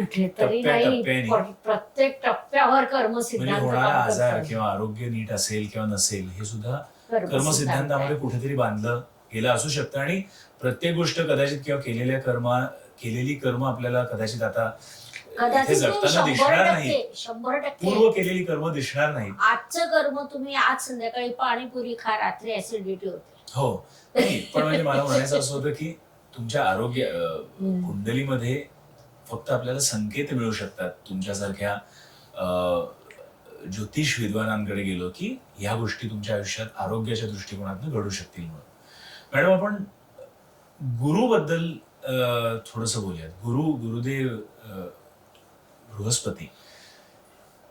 बृहस्पती आणि आरोग्य यांच्यामधलं काय नातं? खूप मोठं आहे. म्हणजे गुरु ग्रह हा जीवकारक गुरु म्हणतो आपण त्याला. आयुष्यातील सगळे महत्वपूर्ण प्रश्न, जन्म असेल, विवाह असेल, संतती असेल, शिक्षण असेल, योग्य मार्गाने धनार्जन असेल, सगळे विषय गुरुदेवांच्या अखत्यारीत येतात. आणि आरोग्याच्या दृष्टिकोनातून संतती हा विषय गुरुदेवांच्या अखत्यारीत येतो. आणि आता जेव्हापासून गुरुदेवांची अतिचार गती सुरू आहे, तेव्हापासून संतती इच्छुक जोडप्यांना विशेष त्रास होताना दिसतोय. म्हणजे कसं असतं ना की बाळंतपणात प्रत्येकच स्त्रीची काळजी घ्या असं सगळेच सांगतात, डॉक्टर सांगतात, नातेवाईक सांगतात. पण एखाद्या स्त्रीला जर विशेष प्रश्न असेल तर तिला बेड रेस्ट सांगितली जाते. तसंच या काळात गुरुदेवांच्या अतिचार गतीमुळे प्रेग्नंट महिलांना विशेष काळजी घेणं आवश्यक होऊन गेलेलं आहे. पण असं दिसतंय का की काही मिसकॅरेजेस होत आहेत किंवा काही स्टील बर्थ होत आहेत, किंवा म्हणजे तुमच्याकडे येणाऱ्या कन्सल्टेशन थ्रू अशी कुठली केस आठवते की जिथे मिसकॅरेजेसच्या भरपूर यायला लागलेल्या आहेत? ते चांगलं नाही वाटत जेव्हा ते जोडपं ज्या पद्धतीने आपल्या समोर येऊन बसतं, फ्रस्ट्रेट झालेलं असतं, ते स्वप्न असतात आणि महिलेचे जास्तच असतात, ती आई असते. बरोबर. तर ते प्रश्न खूप वाढलेत. पण मग ह्या केसमध्ये गुरुदेवांसाठी सर्वसामान्य उपाय हा काय असू शकतो? उपाय म्हणजे गुरुदेवांचे मंत्र, दान, हम्म, आचरण सिस्टीम हम्म. आणि दिनचर्या. दिनचर्या ते आपण बोलणारच आहोत. हो, दिनचर्येवर आपण बोलणारच आहोत. हम्म. मग मी जसं म्हटलं की जर विशेष गरज असेल हम्म, तर विशेष उपाय केलं पाहिजे. हम्म. मग जर ह्या काळात आपल्याला संतती पाहिजे, ती बुद्धिमान पाहिजे, क्रिएटिव्ह पाहिजे, सशक्त पाहिजे, हम्म. तर विशिष्ट दिनचर्या जर आईने केली हम्म, हम्म. तर त्याचा प्रभाव मुलावर भरपूर प्रचंड पडू शकतो. होतो. हम्म, आणि पूर्वीच्या काळी त्या पद्धतीच होत्या आपल्या समाजात. बरोबर. तर ती दिनचर्या खूप आवश्यक आहे. मध्ये आम्ही शिर्डीला जेव्हा गेलो होतो ना तेव्हा तिथे असं समजलं आम्हाला की शुक्राचार्यांचं एक तिथे मंदिर आहे आणि संतती आणि बाकी सगळ्या गोष्टी बघितल्या तर कदाचित शुक्राचा पण त्याच्यामध्ये महत्वाचा विभाग महत्वाचा विभाग आहे आहे. का? शुक्राचार्याचं मंदिर आहे शिर्डीजवळ. हम्म. आणि कसं आहे की जर विवाहाचं योग्य मुहूर्त सापडत नसेल हम्म, तर त्या मंदिरात केव्हाही विवाह केला तर तो चालू शकतो. चालू शकतो. म्हणजे कोणत्याही दिवशी मुहूर्त तिथे उपलब्ध आहे. हम्म. आणि शुक्राचार्य म्हणजे राक्षस गुरु शुक्राचार्य. हम्म. मग ही कथा कशी आहे ना की देवगुरु बृहस्पती आणि शुक्राचार्य यांची जी कथा आहे हम्म. तर त्यांच्यात दोघं एकाच ठिकाणी शिक्षण घेतलं दोघांनी. हम्म. दोघांना देवांचं गुरु व्हायचं होतं. हम्म. पण मग इंद्राने देवगुरु बृहस्पतींना निवडलं. मग शुक्राचार्यांना राग आला. हम्म. मग ते झाडावर उलटे टांगल्या गेले. फक्त पाला पाचोळा जाळून त्याचा जो धूर होता त्याच्यावर चढले. हम्म. आणि तेवढं सगळं करून त्यांनी संजीवनी मंत्र प्राप्त केला. हम्म. तो त्यांनी त्यांच्या शिष्यांसाठी प्राप्त केला. हम्म. म्हणजे खऱ्या अर्थाने शिष्यांसाठी काही करणारा गुरु म्हणजे देवगुरु शुक्राचार्य. हम्म. हम्म. आणि त्या शिष्यांनी जेव्हा त्यांच्यावर शंका घेतली हम्म. तेव्हा तो मंत्र पण गेला हम्म. आणि राक्षसांकडे आलेला तो संजीवनी मंत्र पण गेला. हम्म. म्हणजे ज्या मंत्रासाठी शुक्राचार्यांनी एवढे परिश्रम केले हम्म. ते सगळे गेले. तर शुक्राचार्यांचे सुद्धा आपण करू शकतो. आणि बृहस्पतीपेक्षा शुक्राचार्य लवकर फळ देतात. पण मग शुक्राचार्य आणि आरोग्य हे परत त्यांचं काय नातं? हो. शुक्र आणि चंद्र हे मनाचं म्हणजे स्त्रियांचे अनेक आरोग्य तिथेच तयार होतात. हम्म. हे दोन स्त्री ग्रह आहे पत्रिकेत. अच्छा. हो. शुक्र आणि आणि चंद्र. हम्म. मग रेग्युलर पाळी येण्यासाठी हम्म. सुद्धा या दोन्ही ग्रहांना आपल्याला स्टेबल करावं लागतं. अनेक आजार शुक्र आणि चंद्राच्या चकत्यारीतले आहे. अच्छा. Hormones, okay. हे सगळे प्रश्न तिथे तयार होतात. आपण बोलता बोलता मला वाटतं सगळ्याच ग्रहांबद्दल ऑलमोस्ट बोललो. तुम्ही पण राहिले ते खरं ग्रह नाहीये, ते म्हणजे राहू आणि केतू. राहू आणि केतू याचा आरोग्यावरती कसा परिणाम होतो? सगळ्यात जास्त काय होतं ना की आपण ज्या ग्रहांवर बोललो त्या प्रत्येक ग्रहांच्या बाबतीत प्रश्न जे निर्माण होतात ते राहू आणि केतू पासून होतात. म्हणजे सूर्याच्या जवळ राहू आला की तुमचा आत्मविश्वास कमी झाला. सूर्याच्या जवळ केतू आला की तुमची कर्तव्य भावना कमी झाली. राहू अटॅचमेंट, केतू डिटॅचमेंट. बरोबर. चंद्राच्या जवळ राहू आला तुमचं मन असं झालं मला पाहिजे मला पाहिजे. केतू आला तर मला मिळालं तर ठीक, नाही तर देखते. म्हणजे त्यासाठी परिश्रमाची तयारीच कमी होऊन जाते. किंवा काही केसेस मध्ये असं घडतं, विशेषतः ग्रहण जवळ असेल आणि केतू आणि चंद्र युती असेल पत्रिकेत, तर हे लोक आतून प्रचंड घाबरलेले असतात. त्यांना असं वाटत असतं की पुढच्या क्षणी काहीतरी होणार आहे म्हणून मी काहीतरी करावं आणि मलाच सगळं असावं, सगळे अधिकार माझ्याकडेच असावे. ही टोकाची भूमिका जाते जर ग्रहण असेल आणि केतू चंद्र असेल तर. असे लोक कोणत्या दिवशी काय ऍक्शन घेतील हे कोणीच सांगू शकत नाही. त्यांना योग निद्रा किंवा तुमचे जे इतर प्रयोग असतात त्या प्रयोगांनी त्यांना प्रबळ करणं, चंद्राला प्रबळ करणं किंवा आपण जे बोललो अगोदर ते खूप आवश्यक आहे. आणि सोबत केतूचे मंत्र आवश्यक आहे, कारण केतू हा राक्षस ग्रह आहे. आणि गुंड माणूस पण कसं असतं की आपण त्याला नमस्कार केला की तो आपल्याला त्रास न देता रागात आपल्याकडे पाहतो, निघून जातो. तसं जरी केतूने केलं तरी पुरेसं आहे. मग आता राहू केतू रवी झाला, चंद्र झाला, त्याच्यानंतर राहू मंगळमुळे बीपी वाढतं. पण मंगळ केतूमुळे बीपी लो बीपी होत. मंगळ रवी आणि राहू जेव्हा असतील तेव्हा हाय बीपी, शनी राहू असलं तर बीपी वर खाली होत राहणं, आणि चंद्र शुक्राशी जेव्हा योग तयार होतात तेव्हा लो बीपी होत. हे म्हणजे ग्रहाप्रमाणे बीपीचे सुद्धा तिन्ही प्रकार आपण पत्रिकेत पाहू शकतो.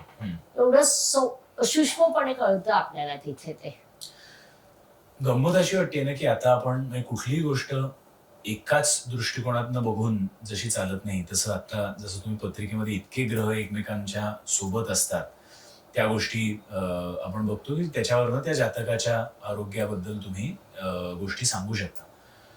पण हा जातक जसा जसा वेगवेगळ्या परिस्थितींमध्ये असतो, म्हणजे घरी आपल्या परिवाराबरोबर राहतो, तर प्रत्येकाची परत पत्रिका आणि कुंडली ही वेगळी असते आणि त्याचा सुद्धा त्याच्यावरती प्रभाव पडत असतो. किंवा तो कामाला गेला तर तिथे त्या लोकांची जी पत्रिका असते त्याचा सुद्धा त्याच्यावरती प्रभाव पडत असतो. तर असे काही उपाय पाहिजेतच ना की प्रत्येकाने, म्हणजे तू आता आपण दिनचर्या बाबतीत बोलूच आहेत, मला वाटतं तेव्हाच त्याचा उपयोग कदाचित होईल. पण कुठेतरी असं बोलता बोलता लक्षात येते की जे आपला सप्ताह सुद्धा असतो, त्या सप्ताहाला सुद्धा जी नावं दिलेली आहेत ती रविवार, सोमवार, मंगळवार, बुधवार, गुरुवार, शुक्रवार, शनिवार असे दिलेले आहेत. आणि प्रत्येक ठिकाणी प्रत्येक वाराला एका ग्रहाचं नाव दिलेलं आहे. त्याच्यात सुद्धा काहीतरी गूढ असणार, कारण की आम्ही तर ऐकत आलेलो आहे की शनिवार म्हणजे शनीसाठी उपवास करा बाबा, रविवार म्हणजे मला माहित नाही काय करतात त्या दिवशी. तर ह्या प्रत्येक दिवसाचं काहीतरी वेगळं एकदम वैशिष्ट्य सोपं उत्तर देते. वार या शब्दाचा अर्थ काय? वार हा, अच्छा, मराठीतला वार. हा, बरोबर. हो, प्रभाव. अच्छा, तसं किंवा आक्रमण. वार, एखाद्यावर वार केला, आक्रमण केलं. हो, मग आता ह्या दृष्टिकोनातून आरोग्याबद्दल कसं बोलताय? म्हणजे रविवार म्हणजे काय? हा, मग रविवारी रवीची आराधना करा. म्हणजे इच्छाशक्ती बरोबर राहील. हा, इच्छाशक्ती प्रबळ राहील, आत्मविश्वास प्रबळ राहील, संकटांना तोंड देण्याचं सामर्थ्य वाढेल. सोमवारी आणि मग त्याच्यात रविवारचा उपवास करा. आणि सोमवारी चंद्राचा वार. अच्छा, सोमवार चंद्राचा वार आणि शिवाचा सुद्धा. ओम सा सोमाय नमः मंत्राचा जप करा. मंगळवारी मंगळाचा उपवास करा. बुधवारी बुधवार करा. त्या ग्रहाला म्हणजे सकारात्मक करण्यासाठी त्या दिवशी उपवास करा, त्या वाराला ते उपाय करा. म्हणजे आता कसं असतं ना, आम्ही जेव्हा ब्रेसलेट देतो तर जर ग्रीन एव्हेंच्युरन असेल तर ते बुधाचं ब्रेसलेट आहे. मग आम्ही त्याला ऍक्टिव्हेट करण्यासाठी, म्हणजे आम्ही तर सिद्ध करून देतो, पण तू जो वापरणारा असतो त्याला सांगतो तू स्वतः सिद्ध कर. बरोबर. कारण तो जेव्हा स्वतः सिद्ध करतो तेव्हा त्याची इच्छाशक्ती तिथे केंद्रित होते. बरोबर. मग त्याच्यासाठी आम्ही एक छान यंत्राचं कार्ड बनवलंय. त्या ब्रेसलेट सोबत आम्ही कार्ड फ्री पाठवून देतो. बरोबर. आणि मग सांगतो ते ब्रेसलेट त्या कार्डवर ठेव. ग्रीन एव्हेंच्युरन आहे बुधवारी कर, बुधाच्या होऱ्यात कर. म्हणजे प्रत्येक वाराचा पहिला होरा हा त्याच ग्रहाचा असतो. म्हणजे हे पूर्ण शृंखला अशी पूर्ण करण्यासाठी मला कुतूहल वाढलं म्हणून रविवार इच्छाशक्तीसाठी, सोमवार हे मनाच्या स्थितीसाठी, मनशांतीसाठी, मंगळवार हा कर्तृत्व घालवण्यासाठी, धैर्य दाखवण्यासाठी, रक्तासाठी, धैर्यासाठी, बुधवार बुद्धीसाठी, पचन संस्था नीट कार्यरत, पचन संस्थेसाठी, गुरुवार गुरुदेवांच्या अखत्यारीत सगळंच येतं, संतती, शिक्षण, संतती म्हणजे गुरुवार. किंवा शुक्रवार म्हणजे वैवाहिक आयुष्यात सौख्य, पुरुषांच्या आयुष्यातील सौख्य हे शुक्रावरून बघितलं आणि जातं. आरोग्याचा कुठला भाग शुक्रामध्ये येतो? प्रजनन क्षमता, प्रजनन क्षमता म्हणजे बालकाचा जन्म शुक्राचा. ओके, शुक्र. हार्मोन्स. बरोबर. शनी म्हणजे शनी म्हणजे हाडं, संधिवात. हाड संधिवात आणि शिस्त इन जनरल. आणि झालं की मग म्हणजे प्रत्येक वाराचे उपाय आहेत. हा. त्या वाराचे उपास आहे. त्या वाराचा पहिला होरा त्याच ग्रहाचा असतो जो अत्यंत महत्वपूर्ण असतो. हा. त्या पहिल्या होऱ्यात त्या ग्रहाचे मंत्र जप केले तर खूप सकारात्मक प्रभाव आपल्याला प्राप्त होतात. बरोबर. आणि जी गोष्ट कदाचित आपल्यामध्ये कमी असेल किंवा एखादा आपल्याला प्रॉब्लेम असेल तर कदाचित त्या दिवसाला जास्ती महत्व देतात असं असतं का काही? म्हणजे एखाद्याची पचनशक्ती समजा ठीक नसेल, हा, त्याने बुधवारी सकाळी लवकर उठावं. हा, बुधाच्या ओऱ्यामध्ये ओम राम ह्रीम रोम स बुधाय नमः या मंत्राचा 108 वेळा जप करावा. हा, खूप सकारात्मकता निर्माण होते. बरोबर, पण फक्त एक बुधवार करून होणार नाही. बरोबर, किमान 5 बुधवार 11 बुधवार त्याने केलं पाहिजे. सातत्य ठेवलं पाहिजे. सोबत उपास करावा. बरोबर. ग्रहणाच्या वेळेला असं म्हणतात की जे आपलं जेवण असतं ते जेवण त्याची ताकद सगळी निघून जाते आणि त्यावेळेला जेवण ग्रहण करू नये, म्हणजे अन्न ग्रहण करू नये. आणि ही बॉडी आपली फूड बॉडीच आहे, अन्नाचंच हे शरीर आहे, अन्नमय कोश आहे. तर असं का म्हणतात? म्हणजे ग्रहणाच्या वेळेला काय होत असतं चंद्र किंवा सूर्यग्रहणाच्या वेळेला? ग्रहणाच्या वेळी रेज बिघडतात. विज्ञानाने ते मान्य केलेले. ऊर्जा बदललेली असते. त्याचा प्रभाव त्या अन्नावर होतो. ते अन्न ग्रहण करू नये. त्या काळात अन्न ग्रहण करू नये. आपल्या ग्रंथांमध्ये ऋषींनी लिहून दिलंय. बरोबर. ग्रहण संपलं की मग तुम्ही नवीन आंघोळ करा. हो. आणि मग छान स्वच्छ स्वयंपाक करून मग जेवण करा. कारण त्यावेळी ते रेज बिघडलेले असतात. बरोबर. बारीक किरण असतात. हो. त्या किरणांमधून सगळा प्रभाव बदललेला असतो. बरोबर. आणि जर एखाद्याला प्रयोगच करायचा तर त्या काळात खाऊन बघा नंतर काय तुमची मनस्थिती होते. कदाचित परत विज्ञान या दृष्टिकोनातून बघितलं तर आपण हे तर प्रूव्हन आहे की सूर्याचे जे रेज असतात, सूर्याची किरण असतात, त्याच्यामुळेच फोटोसिंथेसिस होतं. आणि फोटोसिंथेसिस झाल्यावरच ते जे आपलं अन्न असतं ते तयार होतं निसर्गामध्ये. आणि कदाचित त्याच किरणांनी जेव्हा ती किरण दूषित होत असतील तर कदाचित तिथे काहीतरी फरक पडत असेल. म्हणून काय होतं ना, आम्ही नेहमी मांडतो की जिथे विज्ञान संपतं तिथे अध्यात्म सुरू होतं. आणि झालं काय ना की प्रत्येक गोष्ट सिद्ध करून दाखवा. आपलं ज्ञान अपूर्ण पडतं म्हणून ती गोष्ट चुकीची ठरत नाही. ग्रहण काळात अन्न ग्रहण हे वाईट गोष्ट आहे. कारण रेज बिघडलेले असतात, त्याच्यावरती किरणं पडलेली असतात. त्यामुळे ग्रहण काळात अन्न ग्रहण करू नका. एवढा सोपा नियम ऋषींनी लिहून दिलेला आहे. आणि त्यांची बुद्धी, त्यांचं नॉलेज एवढं मोठं होतं की आज 10,000 वर्षांनी आपण त्यांच्या ज्ञानावर जगतोय. आणि मग तरी सुद्धा त्यांना पुन्हा छोट्या गोष्टीसाठी जी आपल्याला समजली नाही एखादी गोष्ट ती आपण प्रश्न विचारायला तयार होऊन जातो. इथे चूक आपली आहे. बरोबर, असं मला वाटतं. बरोबर. मॅडम, आपण इतक्या केसेस आज बघितल्या आणि खरं तर आरोग्याच्या दृष्टिकोनातून आपण वेगवेगळ्या पैलूंमधनं ज्योतिषशास्त्राकडे बघण्याचा प्रयत्न केला.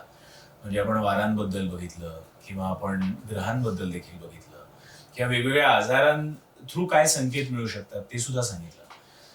याच्यामध्ये एक अजून एक विषय असा मला येतोय की ऍक्सिडेंट्स, म्हणजे अनेक वेळेला अपघात होतात. वेगवेगळे छोटे अपघात होतात, मोठे अपघात होतात, काही सामूहिक अपघात होतात, जसं एअरलाईन क्रॅश होतात किंवा काय जे अपघात वेगवेगळे होत असतात. या अपघातांच्या वेळेची ग्रहस्थिती ही काय वेगळी असते? आणि अशी कुठली केस आठवते का की जिथे पत्रिका बघून तुम्ही सांगितलं की अरे हा अपघात होऊ शकतो बरं का? एक तर आपल्याच व्यासपीठावर सांगितलं. मागच्या वेळी सांगितलं होतं वायू अपघात आणि आपण ज्याचा विचार केला नाही अशा पद्धतीने पुन्हा अपघात होईल. आता अजितदादांचं झालं. हो. त्या पद्धतीचा अपघात आपण यापूर्वी विचार केला नव्हता. बरोबर. आणि व्यक्तिगत जर आपण विचार केला की एखाद्या व्यक्तीच्या आयुष्यात अपघाताची शक्यता आहे का, तर ती पत्रिकेत लगेच दिसते. शनी मंगळ विशिष्ट योगांमध्ये असणं, त्याच्यावर राहूचा प्रभाव असणं, त्या विशिष्ट काळात अपघाताचे योग असतात. आता जसं एक तरुण मुलगा आलेला ऑफिसमध्ये, त्याला त्याची पत्रिका पाहिली, त्याचे जे काही प्रश्न होते त्याची उत्तरं दिली. हो. मग मी त्याला विचारलं, तू व्हेकल कोणता चालवतो?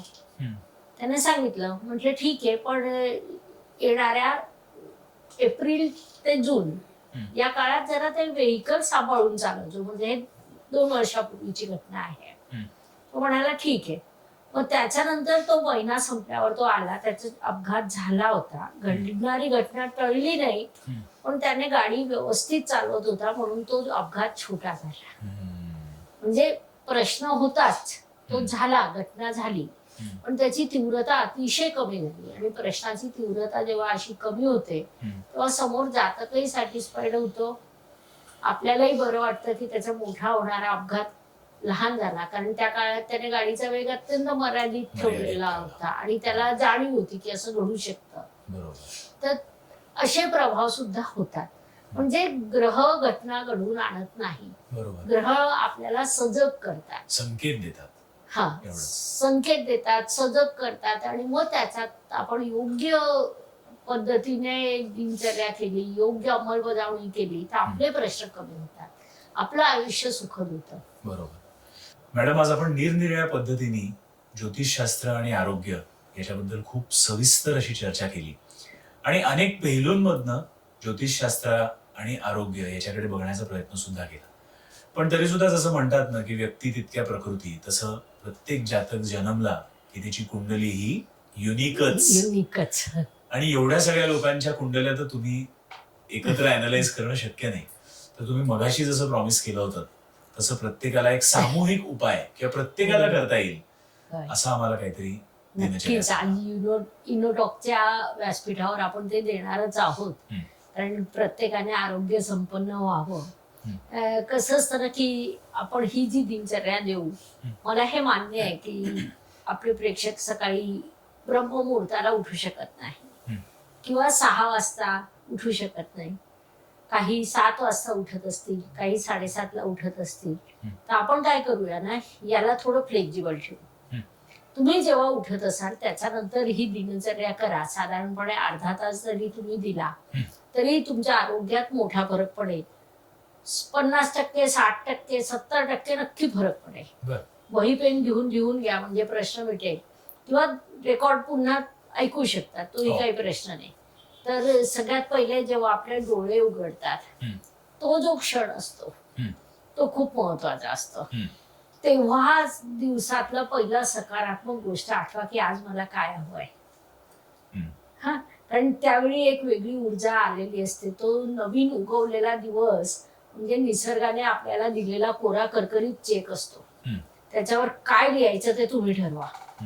त्याच्यानंतर डोळे उघडले की आपण ते कराग्रे वसते लक्ष्मी, कर्मदे सरस्वती, कर्मुळे तू गोविंदम, सगळं आलं ना. लक्ष्मी, सरस्वती आणि गोविंद म्हणजे आरोग्य. बरोबर. म्हणजे ईश्वराने हे सगळंच दिलेलं आहे आणि हे इतकं सोपं आहे. कधी कधी काय होतं ना, आपले सोपे उपाय लोकांना असं वाटतं, पण ते सोपे उपाय अधिक कार्य करत असतात. त्याच्यानंतर कर दर्शन घ्या, 3 वेळा श्वास घ्या, 1 2 3 4, होल्ड 1 2 3 4 5 6, म्हणजे 6 म्हणेपर्यंत हळूहळू सोडायचं, पुन्हा होल्ड 1 आणि मग पुन्हा 1 2 3 4 असं 3 दीर्घ श्वास घ्या.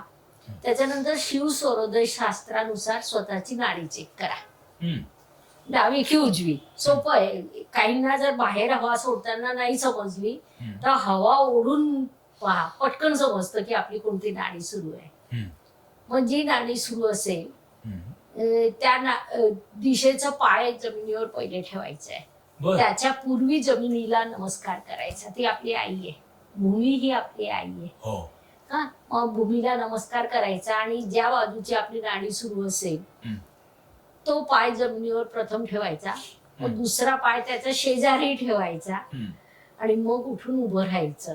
एवढं जर तुम्ही एक क्रम केला तर तुम्हाला तुमचे खूप सारे प्रश्न आले केव्हा गेले केव्हा कळणार नाही. किंवा तुमचे खूप स्वप्न जे गेली अनेक दिवस, अनेक वर्ष, अनेक महिने पुढे सरकत नव्हते ते सरकायला लागतील.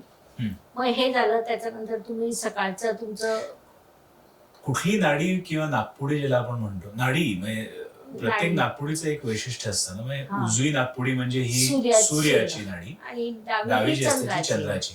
म्हणजे तुम्ही असं म्हणताय की ज्या नागपुडीतनं श्वास घेणं आणि सोडणं सोपं होत असेल, सुरू असेल. काय असतं ना की हे दोन्ही नागपुडी एकाच वेळी कधीच कार्य करत नाही. कार्य करत नाही. एक नाडी सुरू असते, हम्म. तिचं काम संपलं की दुसरी सुरू होते. हम्म. मधल्या काळात काही क्षण असे असतात की जेव्हा दोन्ही नाड्या सोबत काम करतात अच्छा, चेंजिंगच्या वेळी. बरोबर. मग पुन्हा पहिली नाडी कार्य करते. हम्म. या दोन नाड्या अल्टरनेटिव्ह दिलेल्या आहे. म्हणजे ईश्वराने मी जे सुरुवातीला वापरलं खूप मोठं ऑटोमॅटिक मशीन दिलेलं आहे. हो, तर अल्टरनेटमुळे दुसऱ्या नागपुडीला विश्रांती मिळते ना. बरोबर. म्हणजे जी नागपुडी सहजरित्या सुरू असेल हा, त्या साईडचा पाय पहिले जमिनीवर पहिल्यांदा ठेवायचा. जमिनीवर ठेवायचा. ओळख किंवा कागद हातात धरा आणि श्वास लक्षात येतं कोणत्या बाजूचा कागद हल्ला. बरोबर. असे अनेक पर्याय आहेत की तुम्ही सहज चेक करू शकता. हो. मग हे एवढं सगळं झालं. मग त्याच्यानंतर आंघोळ झाल्यावर थेट सूर्याला अर्घ्य द्या. हम्म. सूर्याला अर्घ्य देऊन झालं की एक विशिष्ट आसन घ्या, देवासमोर बसा, शांत मनाने बसा. हम्म. चांदीच्या भांड्यात पाणी घ्या, हम्म. तांब्याच्या भांड्यात पाणी घ्या. तांब्याच्या भांड्याचं पाणी चारी बाजूने शिंपडून घ्या. हम्म. तुम्हाला असं वाटत असेल काही निगेटिव्हिटी आलेली आहे तर हातावर पाणी घेऊन असं जेव्हा आपण 3 वेळा फिरवून सोडून देतो हम्म. तेव्हा सगळी नकारात्मकता निघून जाते. निघून जाते. मग त्याच्यानंतर मंत्र जाप करा. हम्म. आणि मंत्र जाप झालं नमो नमो कालका माई तेरी सृष्टी तुझे बनाई, हम्म. असं एक सुंदर मंत्र आहे. हम्म. तो मंत्र जाप झाला की पाणी ग्रहण करा. हम्म. हम बालक तेरे अनुरागी, हम्म. कृपा करो शिव की दुआही, असा तो पूर्ण मंत्र आहे. हम्म. तर ते तीर्थ ग्रहण करा. हम्म. तुमच्या आयुष्यातले बरेचसे प्रश्न कमी होऊन जातील आणि तुम्ही इतक्या आनंदाने जगाल ना, हम्म. कळणार नाही केव्हा तुमचे प्रश्न आयुष्यात आले आणि केव्हा गेले. हम्म. आज तुम्ही जे काही जगताय हम्म. त्या जगण्यात सकारात्मकता तयार होईल. बरोबर. मानवी शरीर आहे, दुखणं लागू आहे. हम्म. कधीतरी दुखणार आहे, कधीतरी सुख येईल, कधीतरी दुःख येईल, हम्म. संकट येतील. हम्म. पण त्या संकटांमध्ये उभं राहण्याची तुमची क्षमता वाढलेली असेल. वा, सुंदर. ही जी सामूहिक दिनचर्या तुम्ही आज आम्हाला सर्वांना सांगितली आणि तो खास करून तो जो मंत्र सांगितला तो खरंच नवीन होता. तर त्याच्यानंतर पुढे या एपिसोडमध्ये काय घ्यावं असं वाटतच नाहीये, म्हणजे समजतच नाहीये. तर आजचा आरोग्य आणि ज्योतिषशास्त्राचा एपिसोड आज आपण इथेच थांबूयात. होय. तुम्हाला आमची रिच्युअल तर माहितीच आहे हो, की दरवेळेला इनोटॉक्सचा प्रत्येक गेस्ट हा आमच्या दर्शकांसाठी एखादा संदेश देतो जेणेकरून बरोबर. आम्हाला खरं समजतं की त्यांनी तो एपिसोड पूर्णपणे बघितलाय होय, आणि मग नवनवीन एपिसोड आणण्यासाठी आम्हाला सुद्धा उत्साह मिळतो. बरोबर आहे. आज काय सांगूयात दर्शकांना? आज आरोग्यम धनसंपदा. सगळ्या वा. दर्शकांनी ज्यांनी इथपर्यंत पॉडकास्ट पाहिला आहे त्यांनी हीच कमेंट करावी. कारण एक पॉडकास्ट करण्यासाठी प्रचंड परिश्रम करावे लागतात आणि जे इनोटॉकची संपूर्ण टीम करते, समाजात सकारात्मकता निर्माण व्हावी, हो, चांगले विचार सगळ्यांपर्यंत पोहोचावे, सगळ्यांचं आरोग्य संपन्न व्हावं किंवा वेगवेगळे लाभ व्हावे, यासाठी तुम्ही ज्या पद्धतीने पॉडकास्ट करीत आहात हो. ते परिश्रम खूप असतात. आणि म्हणून मी प्रेक्षकांना सांगेल सगळ्यांनी कमेंट करा, लाईक करा, शेअर करा, सबस्क्राईब करा, बेल आयकॉन ऑन करा. आरोग्यम धनसंपदा मॅडमनी सांगितलेलंच आहे. पुढे काय करायचं ते सुद्धा मॅडमनी सांगितलं आहे. तर आज मी सांगतो की हा एपिसोड शेवटपर्यंत पाहून तुम्हाला आवडला असेल तर मॅडमनी सांगितलेलं तर लिहाच, आरोग्यम धनसंपदा. पण आम्ही युट्यूबवरचे कॉन्टेंट क्रिएटर आहोत म्हणून त्यामुळे तुम्ही सबस्क्राईब केलं नसेल, कारण की बहुतांशी लोक तुम्ही नवीन आमच्या चॅनल पर्यंत पोहोचला असाल. त्यामुळे सबस्क्राईब करा, बेल आयकॉन देखील दाबा आणि असंच इनोटॉक्सला जोडलेले राहा. धन्यवाद. जोशींबरोबर एकदम फन एपिसोड स्पेशल म्हणून टाकायचं का? म्हणून टाकायचं तो छान. एक काम करू, with her let's do current affairs वाला थिंग आणि तो मेडिकल एस्ट्रॉलॉजी करायचं. Tell her to do current affairs. कारण का आता कसं रेलिव्हेंट आहे, स्पेशल म्हणून टाकून देऊ. Half an hour 45 minute tight episode करायचं about what the Middle East, what is going to happen in the Middle East. ठीक, डन. आणि तो लगेच रिलीज करून टाकू, पण मध्ये कुठेतरी रिलीज करून टाकू. चालेल.